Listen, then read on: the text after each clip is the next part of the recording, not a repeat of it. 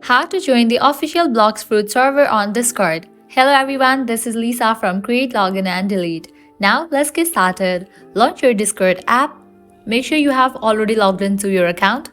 Now at the left corner you're gonna find different servers. Along with that you will find this plus icon. Click on it. Now click on this option of join a server. Now over here you will find this box for invite link. Over there type in BLOXFRUIT. Once you type in, click on this option join with invite link. Click on accept invite. And with that you will land to the Blox Fruit page. Over here you can see that you must be a member for at least 10 minutes to send messages in this server. So you'll need to wait for about 10 minutes and after completion of 10 minutes you will be able to join this server. After completion of 10 minutes you can read these and then click on the option of verify. Once verified, click on this icon given at the bottom right corner. With that, you have just joined the official Blox Fruit server on Discord. Now you are able to send the text.